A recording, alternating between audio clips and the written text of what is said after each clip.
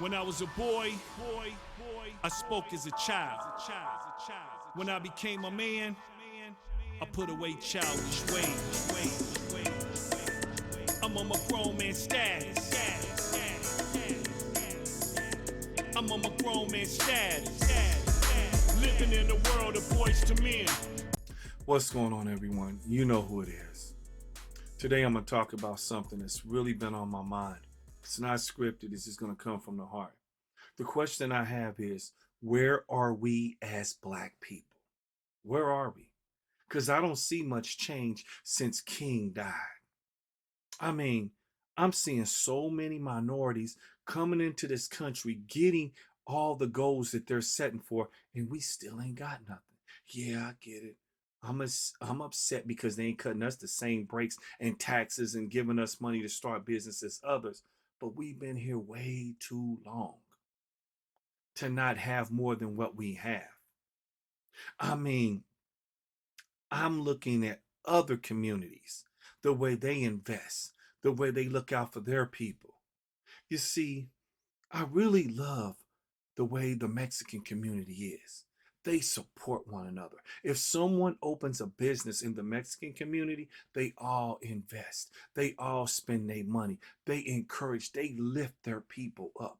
Where there's a graduation ceremony, it can be for a kindergarten kid. Everybody in that community comes out and supports that kid. From the churches, the communities, the grandparents, they bring roses and flowers. It's so much love. You see the village that raised that child in the Mexican community. I know they have their gangs and everything, but in their community, they make sure their people are looked after. You see, I'm going to show you this video where two Mexican men were let go on a job, which is predominantly Mexican working there. And everybody that's Mexican left the job. They shut that place down. They stopped working. Because if you're going to do one or two of them wrong, they all walking out. You doing them all wrong. It's like a bunch of ants. The reason ants work well together because they stick together. You attack one, you attack them all. But let's watch this video. Now, when you watch it, if you got any kids, you might want to send them to the side because the guy who's actually filming it is using a lot of profanity language. But just watch how they stick together. It's a beautiful thing. Amigos, get about this motherfucker. Y'all got him fucked up. Look at him. They sent a couple of them home. They all packed their shit up and shut this motherfucker down. Nigga, who y'all think y'all playing with? Mexico, man, this is what Black people need to be on, man. I swear to God, I love this shit. They are packing they shit up and shutting this motherfucker, huh? On my mama, all that shit. They are not bullshitting. They packed up, yeah, I see, it's over. Them motherfuckers packed up and dipped. They thought they was gonna play with these amigos, and they said, oh yeah, we rise together, homie. And they leaving, and they not bullshitting. Take this in, man, look at this, man. They shut this big motherfucker down today, man. We all going home, man.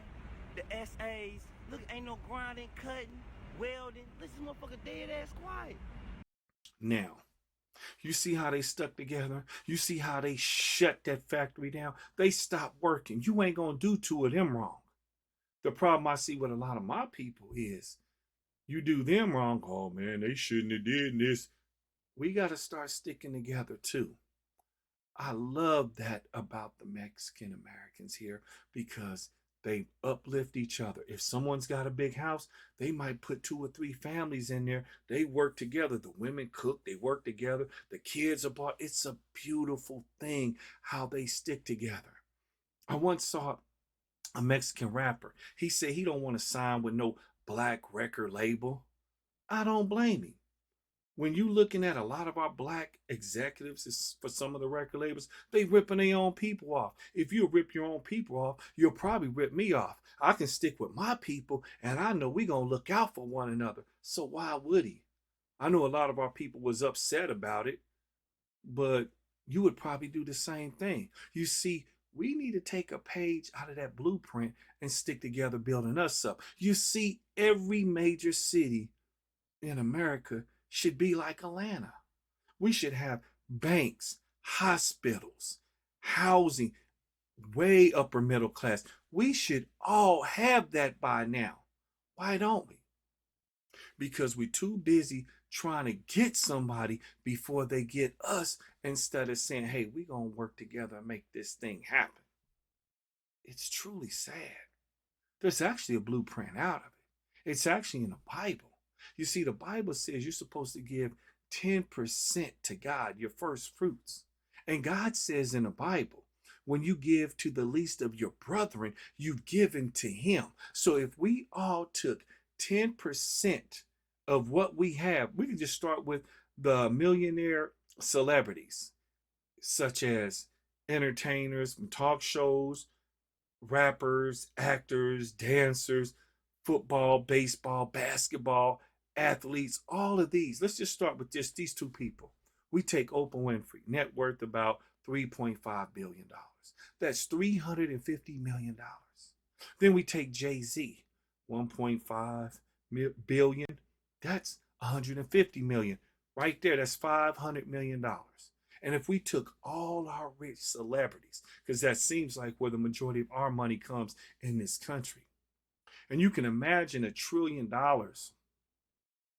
or somewhere out there, and they took so much money and they put them in every major city, and they put it in this pot, and they go around to working class citizens who are working hard, and they help pay off their mortgages, they help them pay off cars, and then they get incorporated in this system, and they give 10% of their money from every check, and these dollars keep circulating, and they keep going through the black communities, and everybody's starting to own everything, and everybody's starting to stick together. We start buying our own grocery stores, we start buying our own gas stations. Our money. This isn't to separate us from, but it's so we can start having something. Because if you look around, there's a lot of foreigners in this country and they owning stuff. Do you realize almost half of the farms in America don't even belong to Americans? They belong to another country. But what they do is when they buy the farm, they also pay the people who they bought the farms for to keep driving those tractors. Because if you seen those particular faces on those tractors, you would start to wake up and wonder, what's going on with this country? Who's really owning our farms?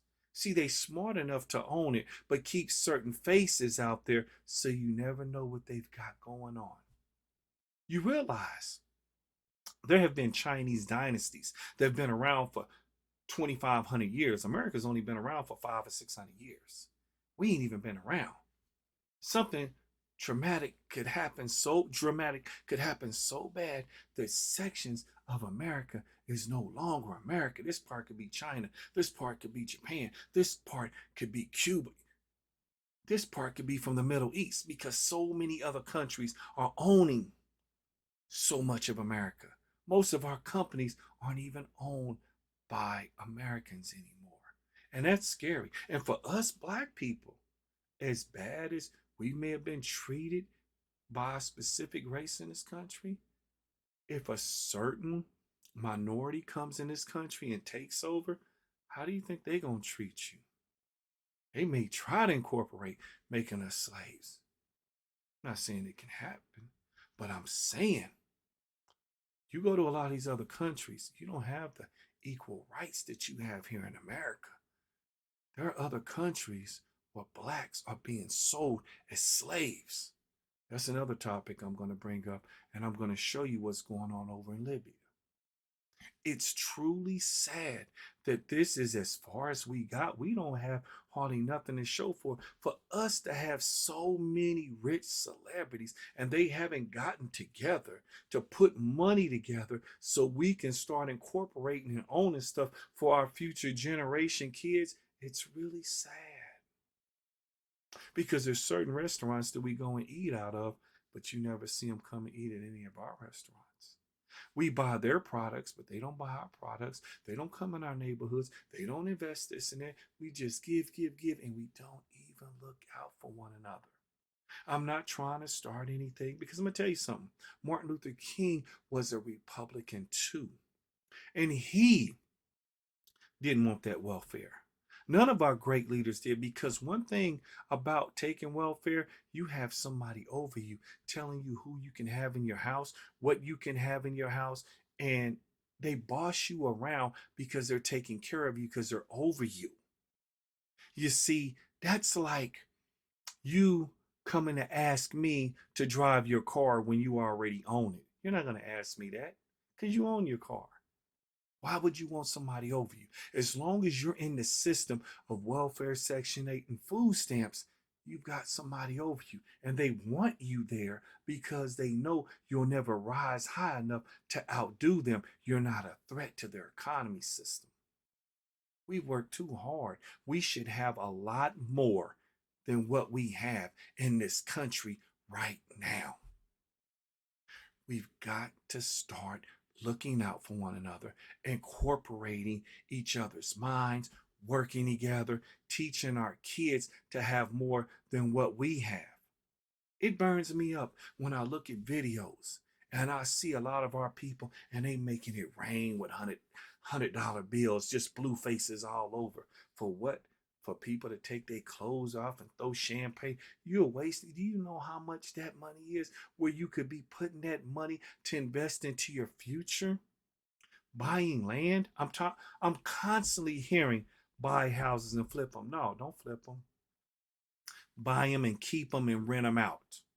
That's right.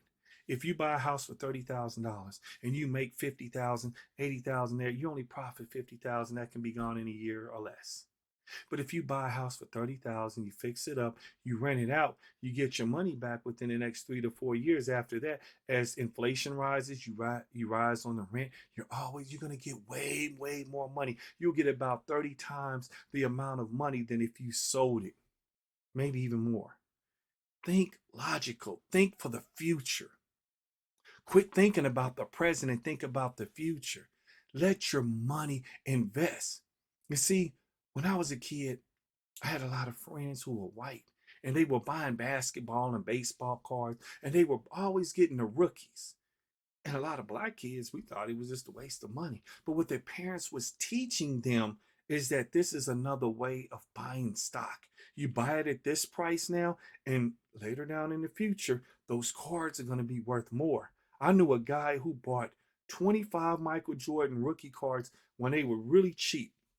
By the time we got in college, each one of those cards were worth about 5,000 a piece. He took about 2 or 3 and got himself in school because he was learning to spend a little money now, sit on it, and watch it grow. We don't really teach our kids about buying cards and sitting on them and watching that income, that revenue grow over a period of time. We just want it fast and right now. That's not how the real world works. We must teach each other, reach one, teach one. I'm sick of seeing us being left behind. There's no reason why we shouldn't be as far as where we want to be. Let's get together. Let's start talking. People, if you're feeling what I'm saying, I want you to go in the comment box and write in what you feel about this topic. What do you think we should do? And when I start going live, we can start talking about different ideals, what's going on in our communities. See, a lot of people thought Trump was against you. He really isn't. Sometimes the truth hurts. When somebody tells you something, you don't want to hear it, but deep inside you know it's true. You just don't want to hear it come out of their mouths. He was letting you know about foreigners coming in. Please pay attention. Write in the comments, hit me up. We're going to get this thing going more and more. It's just, I've been thinking about this. I've been seeing it. And it's time for us to get together and start getting and owning things the way we should be. Now I'm about to wrap this up. I thank you for your time.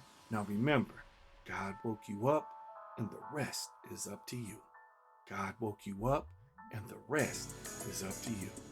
Have a good one.